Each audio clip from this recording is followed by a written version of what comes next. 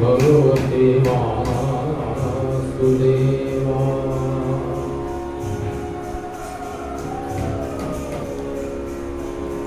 श्रीभीष्म उवाच इतिमपि उपकल्पिता वितृष्णा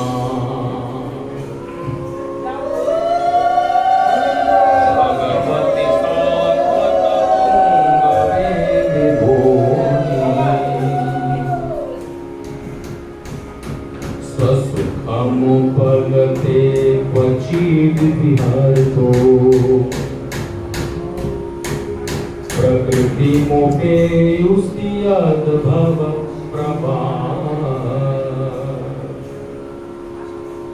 त्रिभुवनकमनं तमालवर्णं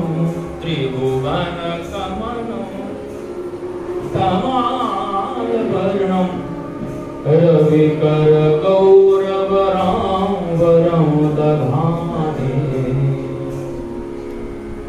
पपुरलककुलावृताननाब्जं विजयसखेरतिरस्तु मेनवत्या युधितुरगरजो विधूनविश्व कचलुलितस्रमपार्यलङ्कृतास्ते मम निशितशरैर्विभेद्यमान त्वचिविलसत्कवचेस्तु कृष्ण आत्मा सपदि सखिवचो निशम्य मध्ये निज परयोर्बलयोरथं निवेश्य स्थितवती परसैनिकायुरक्ष्णा हृतवती पार्थ सखे रतिर्ममास्तु। बोलिए भागवत महापुराण की जय। जय जय श्री राधेश्याम।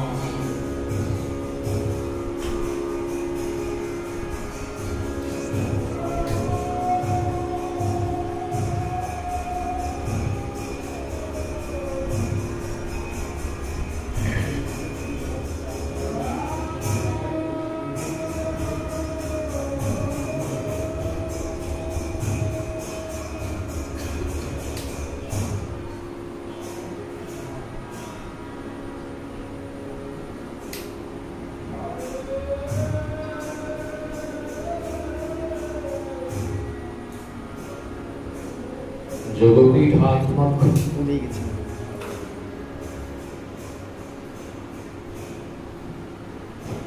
सुधाम नवद्वीप महामंडले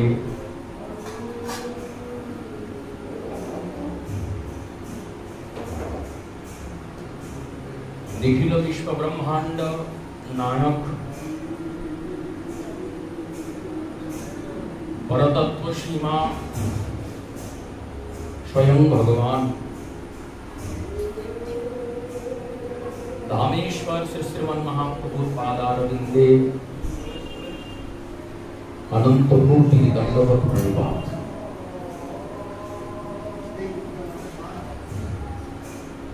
नवद्वीप मंडलांतर्गत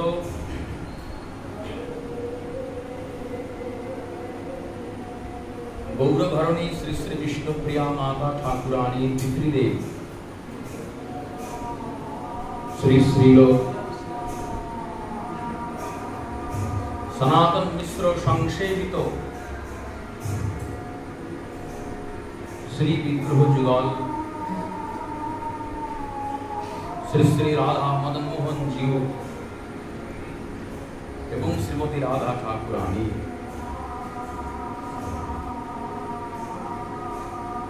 এই দুই परम पारमार्थिक तथा परम ऐतिहासिक श्री विग्रहेर पादारविंदे अनंत कोटि दंडवत प्रणिपात।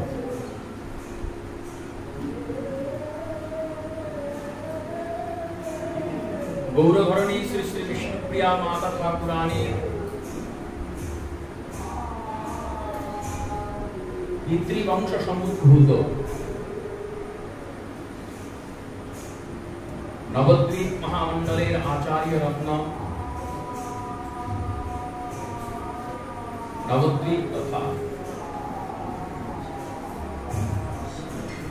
একাধিক গৌরমণ্ডলান্তর্গত শ্রীপাঠের গোস্বামী বর্গের আচার্য, গুরু, শিক্ষক, অধ্যাপক প্রভুবর নিত্য লীলা প্রবিষ্ট শ্রীল নিশীথ কুমার গোস্বামী মহোদয়ের শ্রী চরণারবিন্দে ভক্তিপূর্ণ প্রণাম। তদাশ্রিত সমস্ত ভক্ত বৈষ্ণব তথা মাতা বর্গের চরণে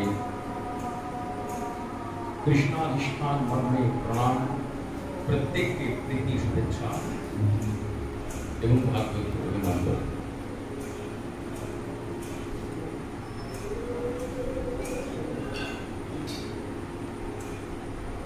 আজকের এই ভাগবতী কথা বাসর বিরহ বাসর।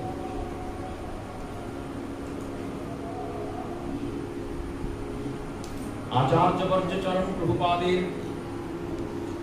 কাছ থেকে জানা, কাছ থেকে শেখা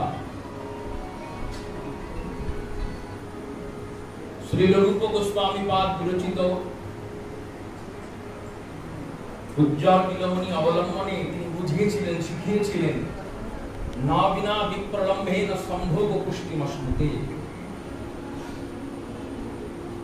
বিপ্রলম্ব বা বিরহ বাদ দিয়ে সম্ভোগ বা মিলনটি পুষ্টি প্রাপ্ত হয় না, অপুষ্টই থাকে।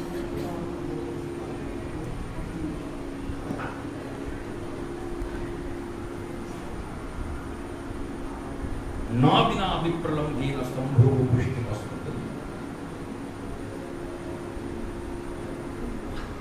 শৃঙ্গার রসের দুটি পর্যায়, একটি সম্ভোগ শৃঙ্গার রস মিলনাত্মক, একটি বিপ্রলম্ব শৃঙ্গার রস বিরহাত্মিকা। বিরহ শব্দের একটি অর্থ হয় বিচ্ছেদ,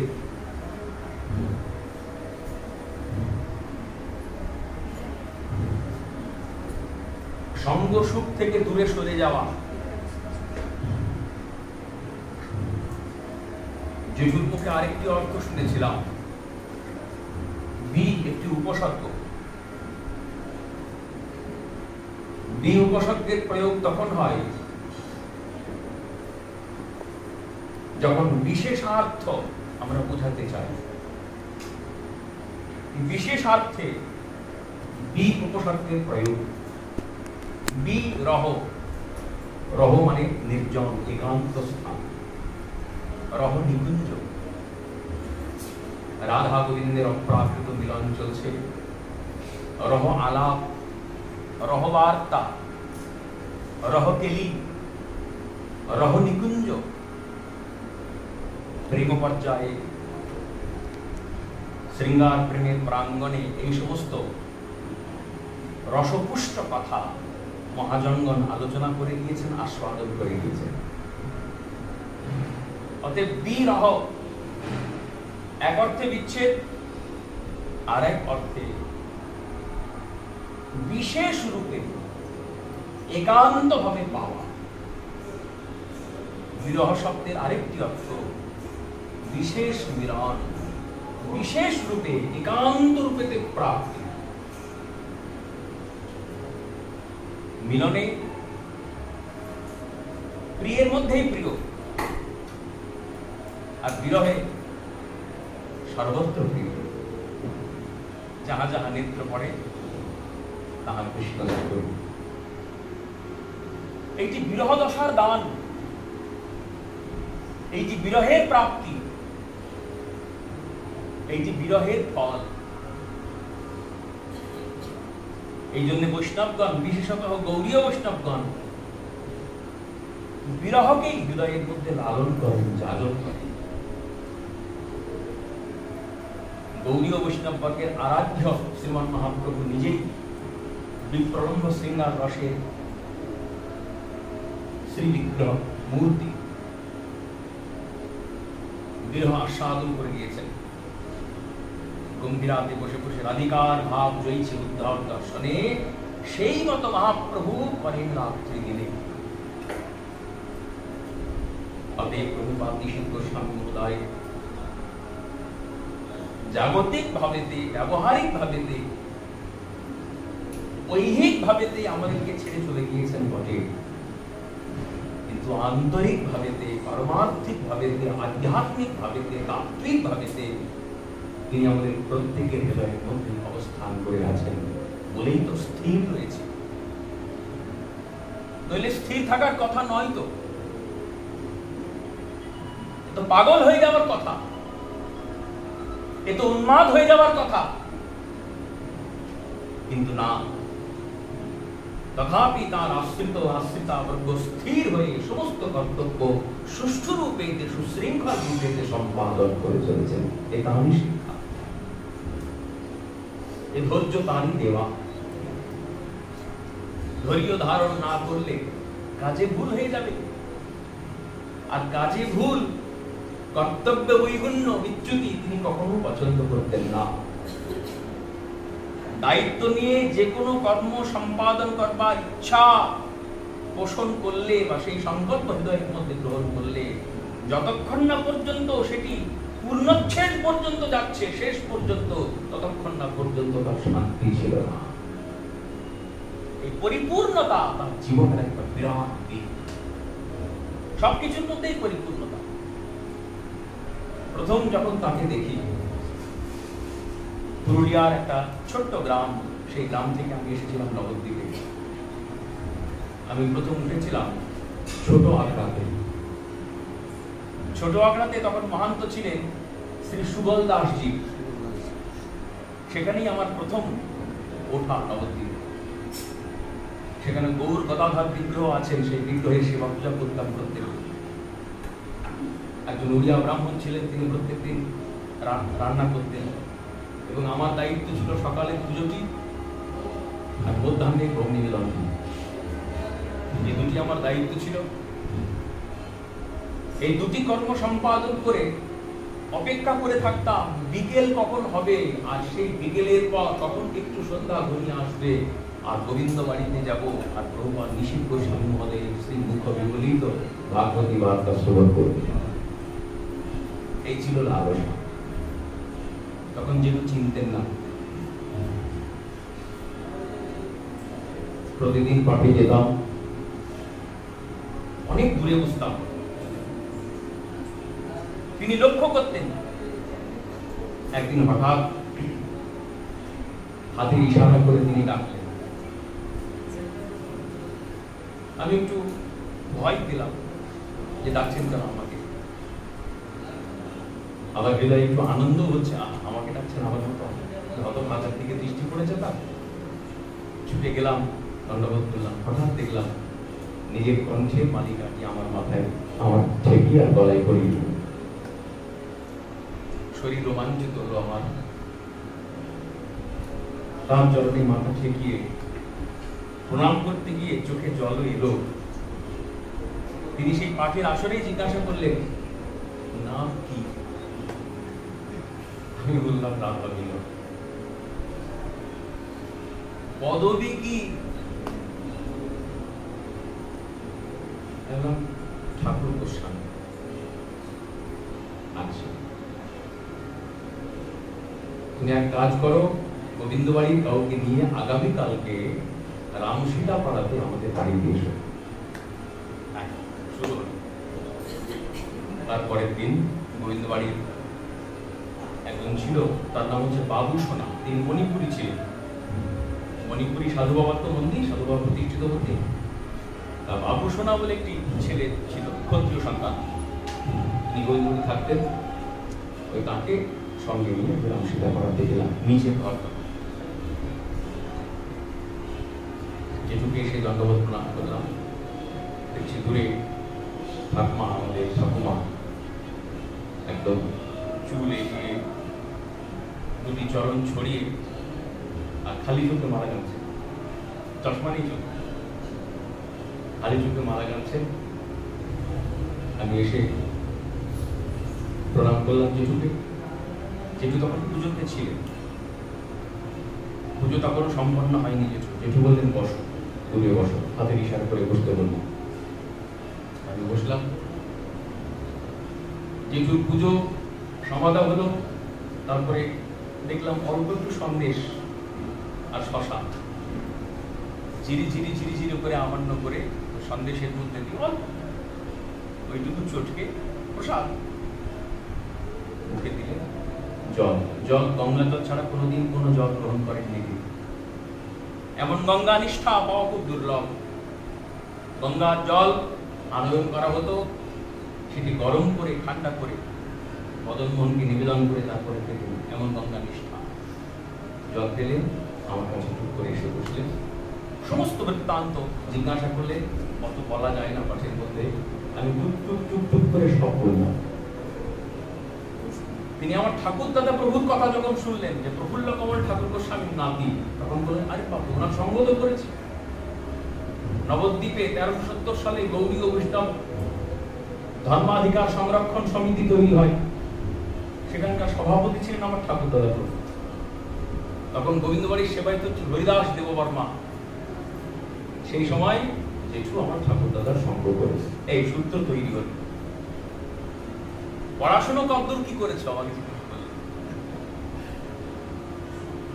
তখন প্রভু বলি, তখন জেঠুতে আসিনি। প্রভুপাদ পড়াশোনা, ওই জাগতিক পড়াশোনা, কমার্স, আমার স্ট্রিম হচ্ছে কমার্স, আমি অ্যাকাউন্টস নিয়ে পড়াশোনা করি।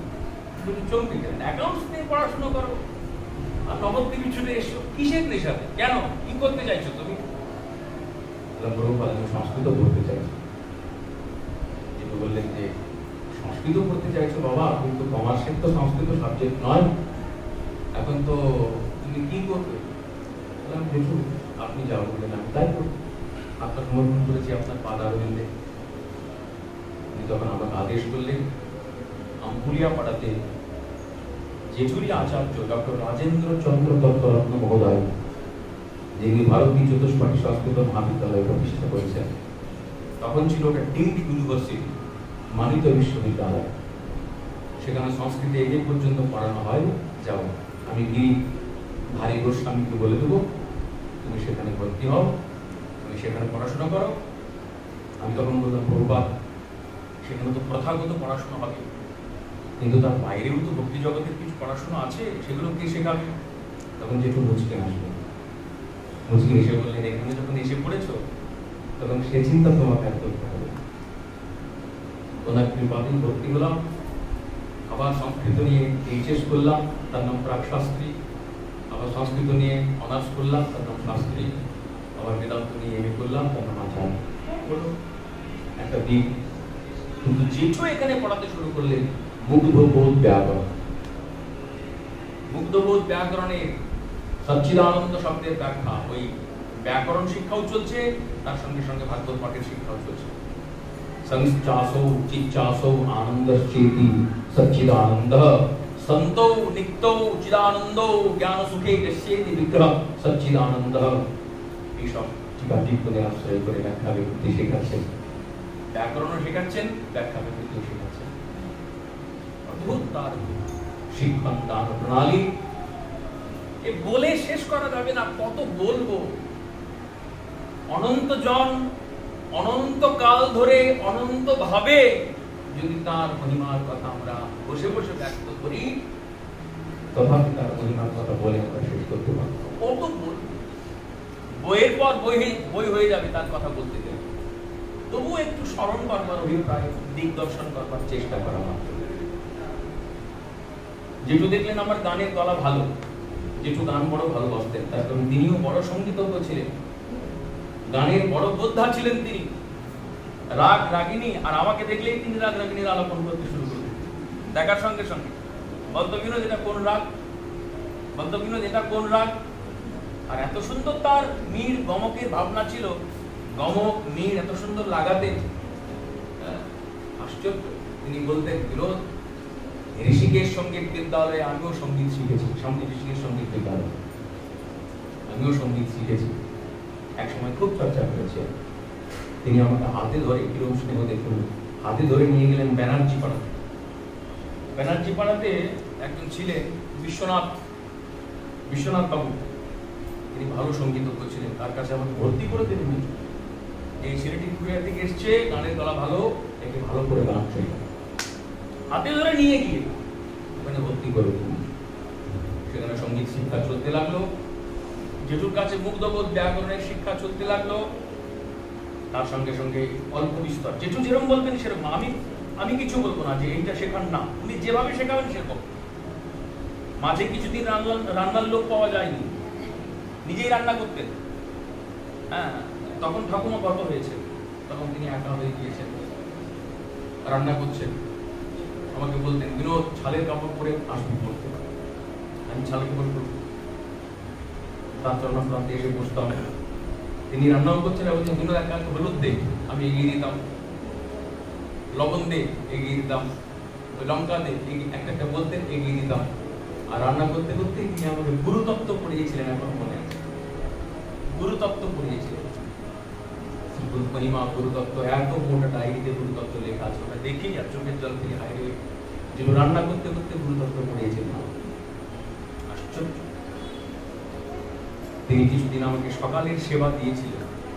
বিনোদ, একটু সকাল সকাল সাইকেলে করে আসবি, আর এসে মদন মোহনকে জাগাবে। মদন মোহনকে জাগিয়ে সকালে ভোগটা দিয়ে চলে যাবি ঘর। তারপরে আমি ওকে আনবি কাজে সমস্ত কর্মটা। কিছুদিন, খুব বেশি দিন, যতদিন না পর্যন্ত বাইরে পাঠিয়ে যেতে পারে। বাস যেই বাইরে পাঠিয়ে যাওয়া শুরু করলাম, গেল সেবা, বললাই না, আর পারলাম না। দুর্ভাগ্য আমার। সকালে সেবাটা করতাম, আসতাম, মদন মোহনকে জাগাতাম, দেখতাম জেঠু মদন মোহনের চরণে দুরুষ্ট থাকতেই, তার সঙ্গে সঙ্গে বকুল ফুলের মালা রাত্রিরে তুলতেন না, সেটা বিগ্রহে এসে অঙ্গেই থাকতাম। সকালে সেই বকুল ফুলের মালা গন্ধে ঘরটা একদম মম করতাম। নিচের ঠাকুর ঘরের মধ্যে যে একটা আবেশ ছিল, যে একটা অদ্ভুত একটা গন্ধ ছিল, বলতে নেই এখনো সেই গন্ধই আছেন, সেই মদনমণি আছেন, কিন্তু সেই ভাবটা একটা আশ্চর্য দিব্য অনুভূতি ছিল, একটা অপ্রাকৃত অনুভূতি ছিল। সেই চুনসুরকি ঘর অনেক জায়গাতে খুশো খুশো পড়ছে, আমি নিজে দেখেছি। আমি বসে বসে পড়ছি, একটা প্রতিষ্ঠিত ধর্মীয় প্রতিষ্ঠান, আমি নাম করব না যেহেতু লাইভ হচ্ছে বা রেকর্ড হচ্ছে, যার খুব নাম ডাক চতুষ্পা সারা বিশ্বে, আপনারা ভেবেই নিন যে কোন প্রতিষ্ঠান হতে পারে। চৈতন্য মহাপ্রভুকে আশ্রয় করে সেই প্রতিষ্ঠান চলছে, ভবনামৃত ইত্যাদি। তাদেরই লোকজন জেঠুর কাছে এসেছিলেন। জেঠুর কাছে এসে বললেন, আপনি এত বড় পণ্ডিত, আমরা চাইছি আপনার এইটাকে ভালো করে দিতে। আপনার উদ্দেশ্যে 5 কোটি টাকা আমরা স্যাংশন করছি, আপনি কৃপা করে সই করবেন। আমি বসে আছি নিচে,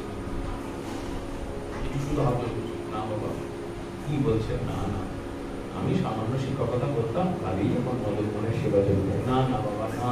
ওনারা বারবার যেটুকু প্ররোচিত করতে চেষ্টা করছেন, যেটুকু বারবার বলছেন, না না বাবা না, তা হয় না। কি বলছেন, আমি যোগ্য নই। না না না না, শুধু না। যেটুর মুখ থেকে প্রথম থেকে শুধু না না না না শব্দটাই বেরোচ্ছে। ওনারা পেরে উঠলেন না, ওনারা চলে গেলেন। অঞ্জলি দিচ্ছিলেন, যেটু বললেন, অঞ্জলি এক কাজ করো, এই জায়গাটা গোবর জল দিয়ে ভালো করে পরিষ্কার করো। কেন? ওখান থেকে বিষয়ের গন্ধ বেরোচ্ছে। এই ছিল তার বৈরাগ্যব্রত, এই ছিল তার নিষ্ঠা। আমার চোখের সামনে হয়েছে। 2 পয়সা 5 লাখ 10 লাখ না, অ্যামাউন্টটা দয়া করে ভাবুন একবার। 5 কোটি হিসাব করুন দয়া করে। চারটিখানি কথা নাকি এটা? রেডি হয়ে চলে এসছে সব, একটা সই করলেই হবে। একবার শুধু বলুন। উনি বললেন না। তারা চলে যাওয়ার পরে স্থানটি মার্জিত হলো, মার্জনা করা হলো গোবর ইত্যাদি দিয়ে। কোন সম্পদ তিনি পেয়েছিলেন বলে এই জাগতিক সম্পদকে সনাতন গোস্বামী পাদের মতো বলবৎ পরিত্যাগ করতে পেরেছে? কোন সম্পদ তার জীবনে তিনি প্রাপ্ত হয়েছিলেন যে জাগতিক সম্পদ, যে অর্থের পেছনে সকলেই ছুটছে, কি ধার্মিক কি অধার্মিক, কেউ অধর্মের নামে কেউ ধর্মের নামে, বুকে হাত দিয়ে কেউ বলতে পারবেন না যে আমার পয়সার দরকার নেই। সেক্ষেত্রে এত বড় একটা অ্যামাউন্ট, তার প্রলোভন, 1 মিনিটের জন্যেও প্রভুপাদ নিশীথ গোস্বামীকে বিচলিত করেনি। তার সাক্ষী আমি নিজে, আমার চোখের সামনে ঘটনা ঘটেছে এই নিচে, গ্রহণ করেননি। এই তার আদর্শ, এই তার ভাবধারা। কি বলবো তার ভাবধারা? শ্রীমান মহাপ্রভু বৈরাগ্য বিদ্যা সম্বন্ধে কত কথা বলেছেন, আমরা শাস্ত্রে পড়েছি, সাধু মুখে শুনেছি, কিন্তু তার মূর্ত বিগ্রহ চোখে দেখি না। দেখেছি একমাত্র নিশীথ প্রভুদেব। ওই বৈরাগ্যের মূর্ত বিগ্রহ প্রভুপাদ নিশীথ গোস্বামী মহাপ্রভু শিখিয়েছেন। বৈরাগ্য বিদ্যা নিজ ভক্তি যোগ শিক্ষাर्थम एकः पुरुष पुराण श्रीकृष्ण चैतन्य शरीरधारी कृपां बुद्धिहस्तमं प्रबंधते। বৈরাগ্য বিদ্যা আমাদের প্রভুপাদ সেই বৈরাগ্য বিদ্যার একজন সিদ্ধ মহাত্মা ছিলেন, নিজের চোখে দেখা। আর শিষ্যপ্রীতি, শিষ্য বাৎসল্য, ছাত্রপ্রীতি, ছাত্র বাৎসল্য, কি বলবো, আপনারা সকলেই অবগত আছে, আপনারা সকলেই জানেন। প্রভুপাদ নিশীথ গোস্বামী মহোদয়ের জীবনের আরেকটা মারাত্মক দিক, যেটা থাকে না সচরাচর। যারা সুবিশাল পণ্ডিত হন, পাণ্ডিত্যের সঙ্গে সঙ্গে তাদের মাথাটা উঁচু হয়ে থাকে সবসময়, আরে বাপরে আমার সঙ্গে কি আছে। কিন্তু মারাত্মক দিক প্রভুপাদের যে চরম পাণ্ডিত্য আর চরম সারল্য, এটা পাওয়া মুশকিল। চরম পাণ্ডিত্য আর চরম সারল্য, এই দুটোর কম্বিনেশন হওয়া খুব মুশকিল। এতটুকু যদি পাণ্ডিত্য, জ্ঞান, জানা আমাদের মধ্যে চলে আসে, সেই জানার একটা মত্ততা আমাদেরকে দিয়ে বসবেই, কিছু করার নেই। অনেক সাধু সঙ্গে, অনেক ভজন সাধনে যদি চিত্তবৃত্তি সংশোধিত হয়, পরিমার্জিত হয়, তবে গিয়ে উঁচু মাথার নিচু হয়, তার আগে নয়। শাস্ত্র পড়া সহজ, আমি বলবো শাস্ত্র নিজে পড়ে লোককে বোঝানোও সহজ, এমনকি ভজনাঙ্গের অন্যান্য যাজনগুলিও করা সহজ, কিন্তু মাথা নিচু করা সব থেকে কঠিন। সহজ নাও না। বৈষ্ণব হইব মনে বড় ছিল স্বাদ, কিন্তু তৃণাদপি শ্লোক শুনে পড়ে গেল। একটাতে বাদ পড়লো, অন্যগুলোতে বাদ, অন্যগুলো সব চলবে ঠিকঠাক, বাদ পড়বে এক জায়গাতে। ওই তৃণাদপি শুনিয়েছে না তরোরিব সহিষ্ণুনা অমানি না মান দে না কীর্তনীয় সদা হরি। যেটু চৈতন্য চরিতামৃতে আঙ্গুল দিয়ে দেখিয়েছেন বিনোদ দেখ, কৃষ্ণদাস কবিরাজ গোস্বামীপাদ কি লিখছেন, ঊর্ধ্ববাহু উপরি বহি শুনো সর্বলোক, নাম সূত্রে গাঁথি মালা পর এই শ্লোক। এই দেখ, ভালো করে লক্ষ্য কর, কৃষ্ণদাস কবিরাজ গোস্বামীপাদ চৈতন্য চরিতামৃতে বলছেন ঊর্ধ্ববাহু উপরি কহি শুনো সর্বলোক। মহাপ্রভুর উপদেশে ঊর্ধ্ববাহু হয়ে বক্তা কখন বলেন, যখন বিরাট জনসভা, সকলের দৃষ্টি অন্যদিকে আছে, সকলের দৃষ্টিকে নিজের দিকে আকর্ষণ করতে হবে, তখন বক্তা ঊর্ধ্ববাহু হয়ে কথা বলেন, এই শোনো শোনো শোনো, এইভাবে বলেন। চরিতামৃতে লেখা আছে এই তৃণাদপি শ্লোক সম্বন্ধে, ঊর্ধ্ববাহু পরি কহি শুনো সর্বলোক, নাম সূত্রে গাঁথি মালা পর এই শ্লোক, প্রভুর আজ্ঞায় করো শ্লোকের যাজন, অচিরাতে পাবে কৃষ্ণ পদে প্রেম ধন। এই তৃণাদপি শ্লোক, তুলসীর যেমন একটা মালিকা রয়েছে, ঠিক সেই রকম তৃণাদপি শ্লোকেরও একটি মালা করে কণ্ঠহার করে করতে হবে, অদৃশ্য মালিকা। চোখে দেখা যাবে না, কিন্তু থাকবে। সদা সর্বদা ভাবতে হবে যে আমি তৃণাদপি শ্লোকের যাজন করছি, তো এটারও যাজন আছে একটা, এর একটা নামের যেমন একটা নির্দিষ্ট সংখ্যা জপ টপ ইত্যাদি সাধন রয়েছে, ঠিক সেই রকম এই তৃণাদপি শ্লোকটিরও যাজন রয়েছে, সাধন রয়েছে। গুরুপাদ পদ্ম নিজে আচরণ করে কৃপা করে এই শিক্ষা দেবেন। এই শিক্ষা ধারার, এই শিক্ষা পরম্পরার, এই শিক্ষা প্রণালীর মূর্ত বিগ্রহ যদি কেউ থেকে থাকেন, তিনি হচ্ছেন প্রভুপাদ নিশীথ গোস্বামী। সারা জীবনে দেখলাম না, জীবনে কোনোদিন মাথা উঁচু হলো, জীবনে কোনোদিন দেখিনি। কি সভাতে, কি সমিতিতে, কি ভাগবত পাঠে, কি ঘরের দাওয়াতে, কোথাও কি রাস্তাতে, সদা সর্বদা মস্তক হাত জোর, প্রণম্য হোক অপ্রণম্য হোক বিচার নাই, যে কেউ নমস্কার। এ হবেই না, এ সম্ভবই না। মুখে বলছে বড় সহজ লাগছে বলতে, এটা আচরণের মধ্যে প্রকাশ করা অসম্ভব হয়ে পড়ে। ইগো একটা মারাত্মক বিষয়, হবেই না এটা। কিন্তু না হওয়া, আমাদের মতো হতভাগার ক্ষেত্রে না হওয়া বিষয়টিকে সদা সর্বদা যিনি লালন করেছেন, সদা সর্বদা যিনি যাজন করেছেন এবং যাজন করে জগৎকে শিক্ষা দিয়েছেন কান মূলে, নবদ্বীপে বসে। নবদ্বীপ হচ্ছে ভজন শিক্ষার মহাবিদ্যালয়, শুধু মহাবিদ্যালয়, বিশ্ববিদ্যালয় বলবো, ইউনিভার্সিটি। এই ভজন শিক্ষার ইউনিভার্সিটি বিশ্ববিদ্যালয়ে বসে প্রভুপাদ নিশীথ গোস্বামী নিখিল সাধককুলকে এই শিক্ষা প্রদান করেছেন কিভাবে মস্তক অবনত করে ত্রিনাদ বিষ্ণুকে যাজন করতে হয়। অমানি না মান দে না, অমানি, আমাকে কেউ সম্মান করলো কি নাই করলো সেই দিকে দৃষ্টি নাই, এর নাম অমানি। কিন্তু মান দাও, আমি নির্বিচারে সবাইকে মান দান করব। ভাবুন তো কত কঠিন বিষয়। মনে হবে না আরে বাবু ওনার বাড়ি যখন গিয়েছিলাম তখন ফিরেও চাননি, বড় অহংকার দেখিয়েছেন, দাঁড়াও আমার মন্দিরে যখন যাবে তখন আমিও থাকবো, মনে হয় না? এটাই স্বাভাবিক। কিন্তু এই স্বাভাবিক বিষয় থেকে সরে গিয়ে এই স্বাভাবিকতাটিকে অস্বাভাবিকতাতে রূপান্তরিত করেছিলেন যিনি, নিজের ভজন প্রতাপে, নিজের জ্ঞান গরিমাতে এবং চৈতন্য মহাপ্রভুর সেই সদ্গুরু পরম্পরার কৃপাতে, কৃপা পুষ্টিতে তিনি হচ্ছেন প্রভুপাদ শিবকুমার গোস্বামী। আর পণ্ডিতের কথা কি বলবো, হেন কোনো বিষয় ছিল না যে বিষয়ে তার কনসেপ্ট ছিল না, ধারণা ছিল না এবং পূর্ণ ধারণা ছিল না। ভক্তিশাস্ত্র তো বটেই, তার সাবজেক্ট ওটা। তিনি বৈষ্ণব দর্শন পড়াশোনা করেছেন, গভীরভাবে সুগভীরভাবে পড়াশোনা করেছেন। পল্লব গাহিটা করে নয়, এখানে ওইটুকু, এখানে পাঠের জন্য যেটুকু লাগে সেইটুকু, এখানে গিয়ে একটু লিখে মানে ডায়েরি মেনটেন করে তারপরে গিয়ে বললাম 2-5 কথা, এই জন্য এরকম না যেটা চলছে বর্তমানে খুব বেশি। ধরে পড়া, টেক্সট বুক ধরে পড়া, প্রতিটি গ্রন্থের একদম পুঙ্খানুপুঙ্খ পাঠ, একদম ব্যুৎপত্তিগত অর্থ থেকে শুরু করে টিকা টিপ্পণী আশ্রয় করে পড়া, যেটাকে প্রকৃত বাস্তবে পড়া বলে, সেই রকম পড়ার মতো পড়া পড়েছিলেন। আর জীবনে কোনোদিন দ্বিতীয় হননি, প্রথম ছাড়া।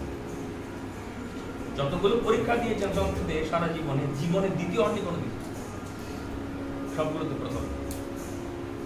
খাতা কলমও প্রথম, আর বাস্তব ব্যবহারিক জগতের প্রথম। হেন কোনো সমস্যা আমাদের ছিল না যার সদুত্তর, সব সমাধান তার কাছে ছিল না।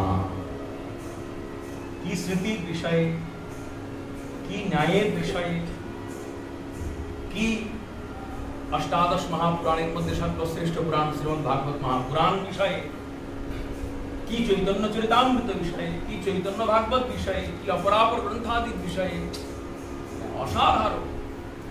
এবং শুধু তাই নয়, যে কোনো সিদ্ধান্ত প্রতিষ্ঠা করবার আগে খণ্ডন, তারপর মণ্ডন।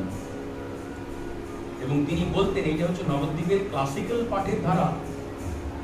তিনি বারবার বলতেন যে সিদ্ধান্তটা তিনি ভাগবত পাঠক ব্যাপদেশে প্রতিষ্ঠা করতে চাইছেন বা প্রসঙ্গক্রমে যে সিদ্ধান্তটি প্রতিষ্ঠিত হবেন, তার আগে নিজেই পূর্বপক্ষ তুলে সেটিকে খণ্ডন করছেন, খণ্ডন করে আবার নিজেই মণ্ডিত করছেন, ঘোষিত করছেন, সুপ্রতিষ্ঠিত করছেন।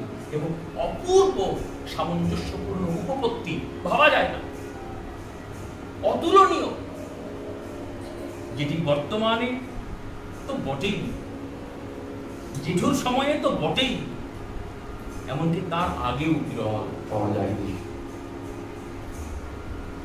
এত বড় পাণ্ডিত্য সত্তা থাকা সত্ত্বেও প্রচার বিমুখ, লোকে আমাকে চিনুক, লোকে আমাকে জানুক, এই ভাব একদম ছিল না। প্রথম দিকে ছবিও তুলতে দিতেন না, পরে তো একটু সহজ হলেন তিনি এই ব্যাপারে, এই বিষয়ে। প্রথম দিকে ছবিও তুলতে দিতেন না একদম। কেউ কোনো রেকর্ড করবে, চুপ, বন্ধ, তখন হুঙ্কার। কিন্তু একটু আগে হয়তো তাকে দেখে দণ্ডবোধ করলেন, আবার যখন দেখছেন তার প্রচার চলছে, হুঙ্কার, তখন। অন্য সময় গলার আওয়াজ পাওয়া যায় না, সেই সময় কিন্তু একদম তখন কিন্তু হুঙ্কার। কেন না, তুমি আমার প্রচার জগতে করো না, আমি প্রচারযোগ্য নই, এই ভাব। আপনার হীন ভাবে চরিতাম গোস্বামীর মধ্যে এই ভাব পূর্ণমাত্রাতে বিকশিত হয়েছিল। তিনি যে কি দিয়েছেন এটা বর্ণন করবার ক্ষমতা আমার মতো হতভাগার নাই, সম্ভব না। প্রশ্ন এটা হবে না কি দিয়েছেন, প্রশ্ন হবে কি না দিয়েছেন।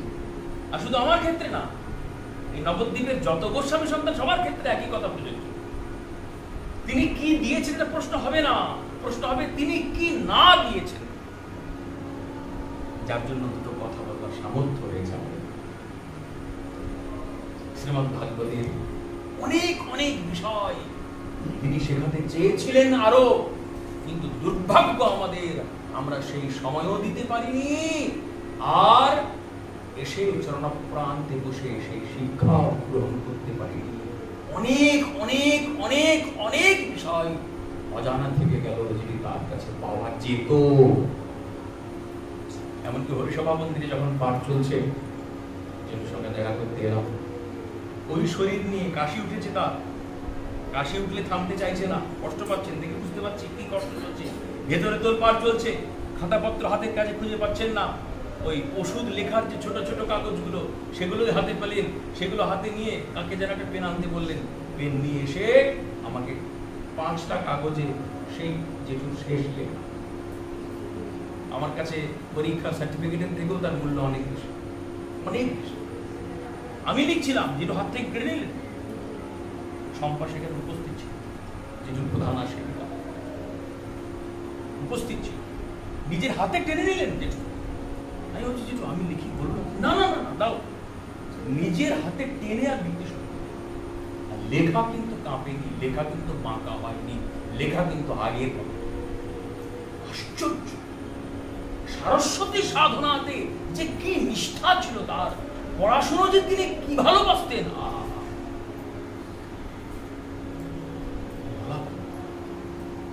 আর পড়াশোনার উপরে আর কিছু তিনি স্থান দিতেন। পড়াশোনা পড়াশোনা, আর যে আসবেন তার সঙ্গে পড়াশোনা প্রসঙ্গে আলোচনা, সংস্কৃত বিদ্যা, সরস্বতী সাধনা তার জীবনের প্রাণ ছিল। এই সরস্বতী সাধনার তিনি একটা বিরাট স্তম্ভ ছিলেন নবদ্বীপ তথা সারা গৌড়মণ্ডলের। তবে হ্যাঁ, অপ্রকট হয়েছেন, অপ্রকট প্রকাশে প্রবিষ্ট হয়েছেন, এই যা তিনি না, এ তো কোনো দিক থেকে বলা যাবে না। নৈনম ছিন্নন্তি শস্ত্রাণি নৈনম দহতি পাবকঃ ন চৈনম ক্লেদয়ন্তি আপো ন শোষয়তি মারুতঃ নিত্যম অমদাঢ্যো অমক্লেদ্যশুষ্য এব চ নিত্যঃ সর্বগতঃ স্থাবরচরোই সনাতনঃ। শ্রীমদ্ ভগবদ গীতা, ভগবদ বাক্য আপনারা প্রত্যেকেই অবগত আছেন। আত্মার অবিনশ্বরত্ব, আত্মা নিত্য, আত্মা চিরকালীন। আর সেই আত্মা সাধারণ আত্মা না, ভগবানের সুচিহ্নিত আত্মা, ভগবানের সুচিহ্নিত দাস তিনি ছিলেন।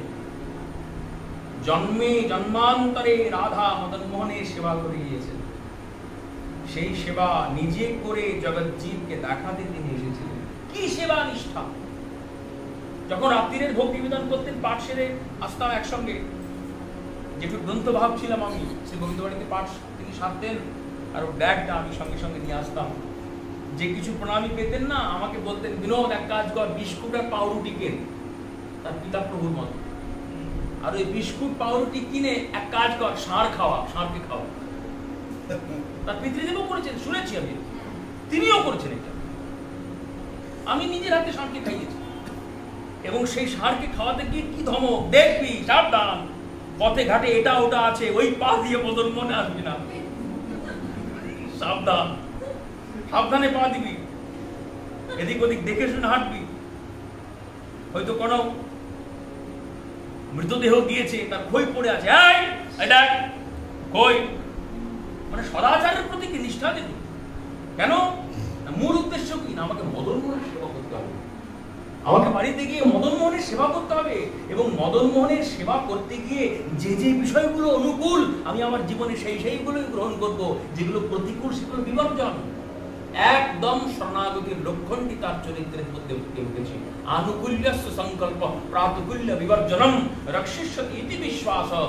বক্তৃত্বে গেলেনই না চিকিৎসা করানোর জন্য টেস্ট করাতে। কত বলা হলো, কে না বলেছেন যে যুগে চলুন সুব্যবস্থা হবে কলকাতাতে, যে টেস্টগুলো ডাক্তারবাবু বলছেন না নবদ্বীপ ছেড়ে যাবেন না, ধামনিষ্ঠা। আর রক্ষিষ্যতি ইতি বিশ্বাস, যার চরণে আমি আত্মসমর্পণ করেছি তিনি আমাকে রক্ষা করবেন, এ বিষয়ে সুদৃঢ় বিশ্বাস। দেখুন শরণাগতির প্রত্যেকটি লক্ষণ দেখুন না, বিচার করে করে 6টি লক্ষণ। আনুকূল্যস্য সংকল্প, ভগবত ভজনের ক্ষেত্রে যা যা অনুকূল সেগুলোই আমার জীবনে গ্রহণীয়। আর প্রাতিকূল্য বিবর্জনম, যেগুলো প্রতিকূল সেগুলো বিশেষ রূপে বর্জনীয়। চরিত্র মিলিয়ে দেখুন পেয়ে যাবে, সিদ্ধান্ত অনুভব করতে পারবে। আনুকূল্যস্য সংকল্প প্রাতিকূল্য বিবর্জনম রক্ষিষ্যতি ইতি বিশ্বাস, যে মদন মোহনের চরণে আমি আত্মসমর্পণ করেছি, যার সেবাতে মন প্রাণ সঁপেছি, তিনি আমাকে রক্ষা করবেন। কোথাও যাওয়ার দরকার নাই, করতে হয় তাই করছি, ঔষধপত্র আদি এই ভাব। রক্ষিষ্যতি ইতি বিশ্বাস। আর বক্তৃত্বে বরণম তথা, মদন মোহনকেই পতিত্বে বরণ, তিনি পতি, তিনি প্রতিপালক, তিনি সর্বস্ব, তিনি ইষ্ট, তিনি ছাড়া কেউ না। রাধাকৃষ্ণ প্রণমোর যুগল কিশোর, জীবনে মরণে গতি আর নাহি মোর, এই ভাব। বক্তৃত্বে বরণম তথা আত্মনিক্ষেপ। শ্রী রাধা মদন মোহনের শ্রীচরণে শ্রীমান মহাপ্রভুর পাদারবিন্দে নিজেকে ছুঁড়ে দিয়েছে।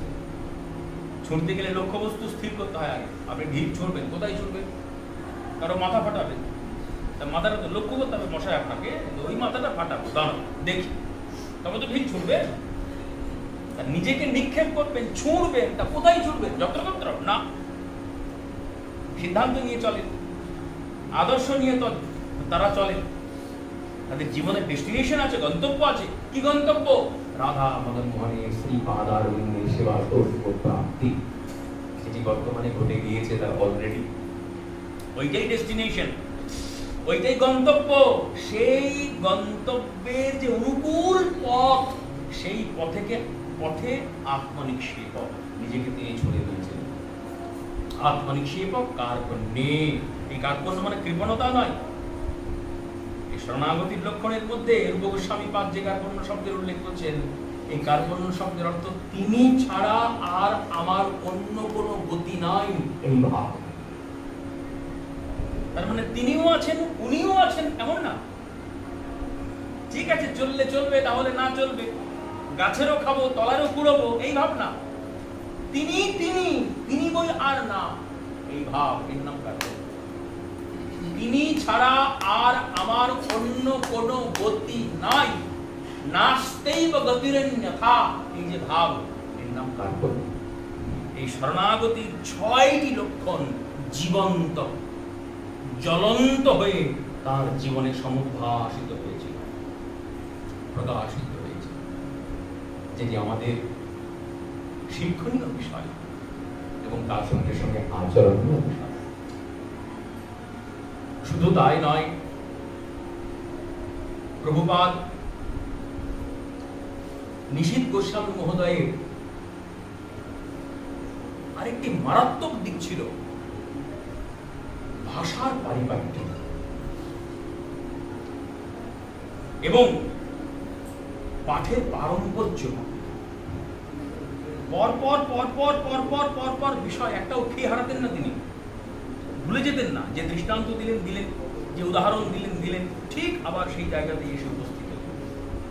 এই পারম্পর্য আর ভাষার পারিপাট্য, এত সুন্দর ভাষা, এত সুন্দর শব্দ চয়ন, এত সুন্দর বাক্য বিন্যাস,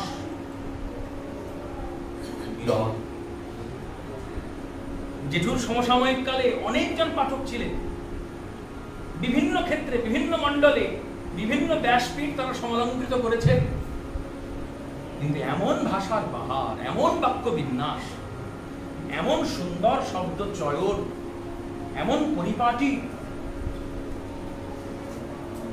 দেখা যায়নি। অসাধারণ নানান দিক রয়েছে পণ্ডিত গোস্বামী মহোদয়, চর্চার নানান দিক, প্রতিটি দিকেই তিনি সমুন্নত, প্রতিটি দিকেই তিনি সমুজ্জ্বল।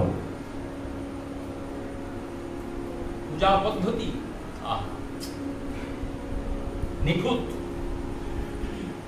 কৃপা করে শিখিয়েছেন প্রভুপাদ প্রেম গোপাল গোস্বামী মহোদয়কেও হাতে ধরে শিখিয়েছেন। প্রথম যখন জেঠুর চরণারবিন্দে এলাম, তখন পূজা পদ্ধতি এবং আহ্নিক পদ্ধতি শেখানোর জন্য জেঠু আমাকে প্রভুপাদ প্রেম গোপাল গোস্বামীর হাতে সমর্পণ করেছিল, একদম প্রথম। তারপর জেঠু আমাকে তখন দেখছিলেন, দেখি ছেলেটা দুদিন থাকে না পালাই, এরকম হয়তো খুব সংস্কৃত পড়বো, খুব সংস্কৃত পড়বো ভাব, তারপর মা নাই, খাওয়া হয়ে গেল, এর নবদ্বীপে আক্তর হচ্ছে। দেখতে হবে তো কত দূর পুরুলিয়া আর কোথায় নবদ্বীপ, যদি ফুটে যায় হতেও তো পারে। এটা প্রথমে দেখছিলেন জেঠু, জেঠু নিজ মুখে বলেছিলেন, বাবা আমার এক শ্রীমান আছে, তার নাম প্রেম গোপাল, তোমাকে আমি তার কাছে নিয়ে যাবো। জেঠু নিজের হাতে ধরে ওই বাড়িতে মদন মোহনে আমাকে নিয়ে গিয়েছিল, প্রেম প্রভুর কাছে সমর্পণ করেছিলেন। প্রেম প্রভু আমার এক আচার্য, তিনি আমাকে আহ্নিক শিখিয়েছিলেন। আহ্নিকের একদম আচমন থেকে শুরু করে ব্রহ্মগায়ত্রী স্মরণ, আমাদের কামবীজ কামগায়ত্রী স্মরণ, সমস্ত বিষয়গুলো ভালো করে দেখে জপ সমর্পণ আদি ইত্যাদি। এবং শুধু তাই নয়, শ্রীমদ্ ভাগবত মহাপুরাণের দাম বন্ধন লীলা তিনি আমাকে পড়িয়েছেন জেঠুর আদেশেই। শ্রীমদ্ ভাগবত মহাপুরাণের দাম বন্ধন লীলা, एकदा गृहदासीषु यशोदानंदे गृहिणी कर्मांतरे नियुक्तासु निर्ममंत स्वयं दधि इत्यादि ধরে ধরে টিকা টিপ্পণীর আশ্রয়ে তিনি প্রাণ গোপালীয় ধারাতে আমাকে পড়িয়েছিলেন এবং তার সঙ্গে সঙ্গে আহ্নিক। বাস তারপরেই যেটুকু টেনে নিলেন, কৃপা করে টেনে নিলেন, টেনে নিয়ে